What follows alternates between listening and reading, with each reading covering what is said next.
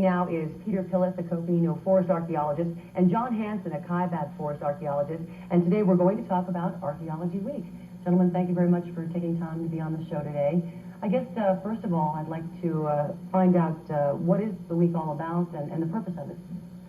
Archaeology Week is something that is put together as a joint activity by all the archaeological groups in the state, federal agencies, state agencies, to basically get across to the public the importance of archaeology in Arizona. We've done it for the last 6 years, and each year it gets bigger and bigger and bigger. This year there are over 150 events taking place in over 40 communities across the state. Now, you're from the Kaibab National Forest, and you're from Coconino. Is there a difference between your programs at all, or do you just, does each department take on things differently? Well, we take on things slightly differently, but I think primarily we're working in with the Kaibab in Williams, which is a smaller community. Peter, being over here in Flagstaff, gets to coordinate, unfortunately or fortunately, depending on how you look at it, all the stuff for Flagstaff. I see. So you do work together, though, on a lot of these things. I've seen the calendar of events. It seems endless. A lot of planning, a lot of work going into this event? Right. There's about 3 or 4 major planning meetings in Phoenix, and then lots of local planning issues. And then it takes quite a bit of coordination to put all these things together, as you might expect. I'm sure. How does what kind of events will be going on in the Williams area? Well, one of the things that I certainly wanted to point out about what we're doing in Williams, this year's slogan for Archaeology Week is Tour the Past. And in Williams, next Saturday morning, one of our archaeologists on the force, Terry Cleveland, will be conducting a bus tour of historic US 66, which was recently nominated to the Federal Register, or the National Register of Historic Places. There will be some stuff going on in Fredonia. There's going to be a talk tomorrow. That's on the north part of our forest. There are a number of displays in the library at Prescott, at Cottonwood, at Clarkdale. There's a lot of things going on in Kingman, and people can call the BLM office about that, or Mojave Community College.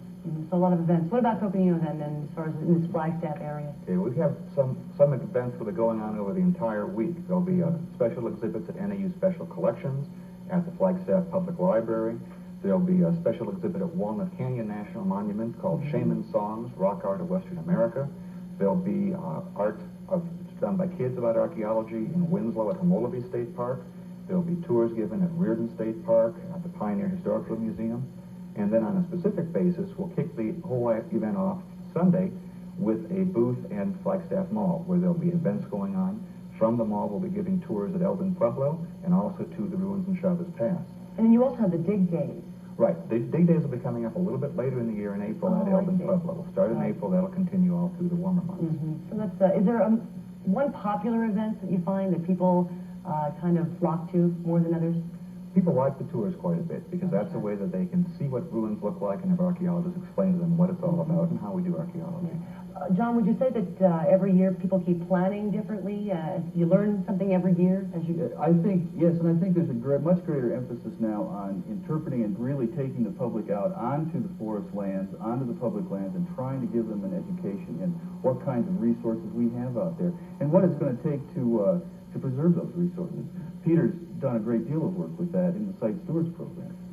Yeah, that's another program that's created by the Arizona Archaeology Advisory Commission, whereby to get the help of the public in protecting the thousands of sites on public lands, we have a special program where people who are interested can join the site stewards, receive training, and then on their own go out to patrol these archaeological sites, and if they find vandalism or pot hunting, can report it to the agencies. And you've been getting a good response from that? An excellent response. We have over 200 people enrolled in the program statewide. That's amazing. So if somebody is interested in finding out more about Archaeology Week, though, where can they go? And obviously the calendar is just so detailed, and it's fantastic that you can't get lost. Where can they pick up a calendar? They can pick up a calendar of events at the Forest Service offices, or the Bureau of Land Management offices. Some of the state park offices have them too. Or just to call the Museum of Northern Arizona, Forest Service here in Flagstaff for more information on specific events. As far as archaeology and the importance of studying this issue, it's definitely important here in our state and even across the country and the world. What do we have, especially here in the Northland, that's exciting for archaeologists? Well, we have thousands of things that are exciting to us here. Oh, sure, It's- yeah. It's really hard to say. There are many undiscovered things in the Northland, I think, both by archaeologists and the public. We don't really understand totally what the Northland's prehistory was about, but we're learning more and more every year, and it gets more and more exciting every year. Do you have anything to say on that? You know, one of the things that we are sort of fortunate about is that we're one of the few parts of the country that still have the living descendants living in the area that we can talk to learn concepts from their viewpoints about their past, and that gives us a lot of good information to help us interpret our Do you sites. have to try and get a lot of publicity out for this event? It is growing every year. We do what we can because, again, that's the whole purpose of it, is to have more and more people hear about it. So the more publicity we do, the more people learn about archaeology and how important it is to the state. Would you say that a lot of the events are free to the public? Oh, yeah. Oh, yeah, most of them. Which is In fact, kind of all nice. them. I can think of You know, all of which them. is- yeah, I'm sure.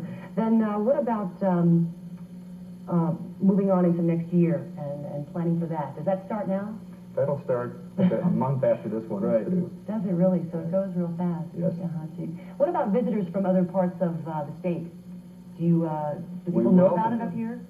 I don't know if they necessarily know what's going on up Mhm. here, but these calendars are certainly available statewide, and the metropolitan areas of Phoenix and Tucson, once you look at these calendars, you can see there's enormous numbers of things going on there as well. What about the weather for this week? What do you think? A plus?